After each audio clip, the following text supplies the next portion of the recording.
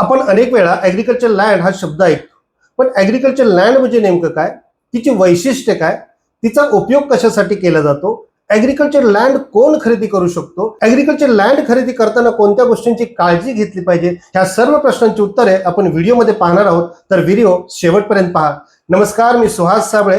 आपण ह्या चॅनलवर जमीन गुंतवणूक, प्लॉट खरेदी आणि जमीन खरेदी करताना कोणत्या गोष्टी तपासाव्यात याबाबत चर्चा करतो. तर आजचा आपला विषय आहे ऍग्रीकल्चर लँड म्हणजे नेमकं काय. चला तर सुरुवात करूया पहिल्या प्रश्नाने की ऍग्रीकल्चर लँड म्हणजे नेमकं काय. सोप्या भाषेत सांगायचं झालं, ऍग्रीकल्चर लँड म्हणजे शेतीसाठी वापरली जाणारी जमीन.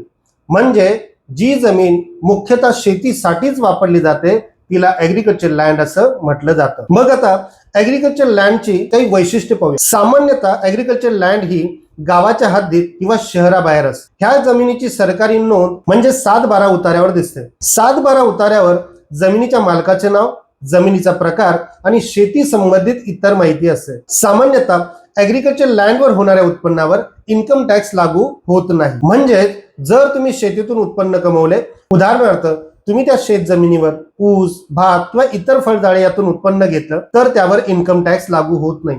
म्हणून भारतात ऍग्रीकल्चर ऍक्टिव्हिटीकडे एक संधी म्हणून पाहिलं जातं. पण इथे एक गोष्ट लक्षात घेतली पाहिजे, जर तुम्ही त्या ऍग्रीकल्चर लँडचे प्लॉटिंग करून विक्री केली किंवा इतर काही कमर्शियल डेव्हलपमेंट केले तर त्यावर कॅपिटल गेन टॅक्स लागू शकतो. जर तुम्ही 5 एकर ऍग्रीकल्चर लँड घेतली, त्या लँडचं प्लॉटिंग करून विक्री केली किंवा ती भाडेतत्वावर दिली तर त्यावर टॅक्स लागू शकतो. पण त्या उलट जर त्या जागेवर तुम्ही काजू, फणस, आंबा यासारखं उत्पादन घेतलं, ते जे उत्पन्न येईल ते ऍग्रीकल्चर इन्कम म्हणून गणलं जातं आणि त्यावर इन्कम टॅक्स लागू होत नाही. आता ऍग्रीकल्चर लँडचा मुख्य उपयोग समजून घेऊया. ऍग्रीकल्चर लँड ही मुख्यतः शेती करण्यासाठी वापरली जाते. ह्या जमिनीवर तुम्ही धान्य, भाजीपाला, फळझाडे अशी विविध पिके घेऊ शकता. काही ठिकाणी ह्या जमिनीचा उपयोग पशुपालन, पॉलीहाऊस, बंदिस्त शेती ज्याला म्हटलं जातं, शेतघर बांधणं किंवा ॲग्रो टुरिझम यासाठी देखील केला जातो. एक महत्वाची गोष्ट इथे लक्षात घेतली पाहिजे, ऍग्रीकल्चर लँडचा उपयोग तुम्हाला जर बांधकाम किंवा इतर काही डेव्हलपमेंटसाठी जर करायचं असेल तर त्याला NA लँड, ज्याला नॉन ऍग्रीकल्चर लँड म्हटलं जातं, त्यामध्ये कन्व्हर्जन करावं लागतं. आता एक महत्वाचा प्रश्न अनेक लोक विचारतात की ऍग्रीकल्चर लँड हे कोण खरेदी करू शकतो. भारतामध्ये ऍग्रीकल्चर लँड खरेदी करण्यासाठी प्रत्येक राज्याचे नियम थोडे वेगळे आहेत.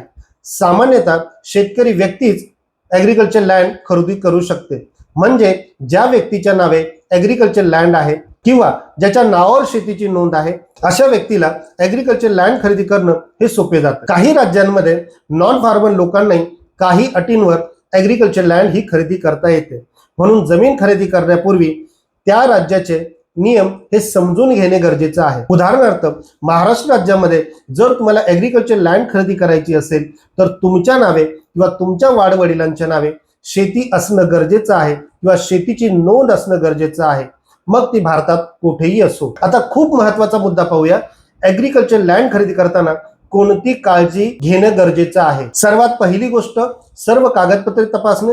जमीन खरेदी करण्यापूर्वी जमिनीचा 7/12, अट उतारा आणि मालकी हक्क व्यवस्थित तपासला पाहिजे. जमिनीवर कोणता कायदेशीर वाद आहे का किंवा जमिनीवर कोणतं कर्ज किंवा 7/12वर कोणता बोजा आहे का हे तपासलं पाहिजे. दुसरी महत्वाची गोष्ट म्हणजे जमिनीचा प्रकार, भोगवटा वर्ग हे समजून घेणं गरजेचं आहे. तिसरी गोष्ट म्हणजे जमिनीपर्यंत जाण्यासाठी रस्ता आहे का. चौथी महत्वाची गोष्ट, जमिनीवर पाणी आणि वीज यांची सुविधा आहे का. जर तुम्ही शेती करण्याचा निर्णय घेतला असेल तर पाणी हा आवश्यक घटक आहे. पाचवी गोष्ट म्हणजे जमिनीची प्रत्यक्ष पाहणी करणे. जमीन फक्त कागदावर पाहून निर्णय घेऊ नका, तर प्रत्यक्ष जागेवर जाऊन त्या जागेचं लोकेशन, त्याची बाउंड्री आणि आसपासचं एन्व्हायरमेंट पाहणं हे फार गरजेचं असतं. तर थोडक्यात आपण ऍग्रीकल्चर लँड म्हणजे काय आणि तिची वैशिष्ट्ये पाहिली. पण अजून एक प्रश्न लोक नेहमी विचारतात की NA लँड म्हणजे काय. तर पुढच्या व्हिडिओमध्ये आपण NA लँड बद्दल सविस्तर माहिती पाहणार आहोत. जमीन गुंतवणूक, रिअल इस्टेट आणि फार्मिंग अपॉर्च्युनिटीज याबद्दल उपयुक्त माहिती वेळोवेळी मी शेअर करत असतो. त्यासाठी एक व्हॉट्सअप लर्निंग ग्रुप तयार केला आहे. जर तुम्हाला अशी प्रॅक्टिकल माहिती मिळवायची असेल तर त्या ग्रुपची लिंक डिस्क्रिप्शन मध्ये दिली आहे. तुम्हाला हवा असेल तर तुम्ही तो ग्रुप जॉईन करू शकता. व्हिडिओ जर उपयुक्त वाटला तर व्हिडिओला सबस्क्राईब करा, शेअर करा. धन्यवाद.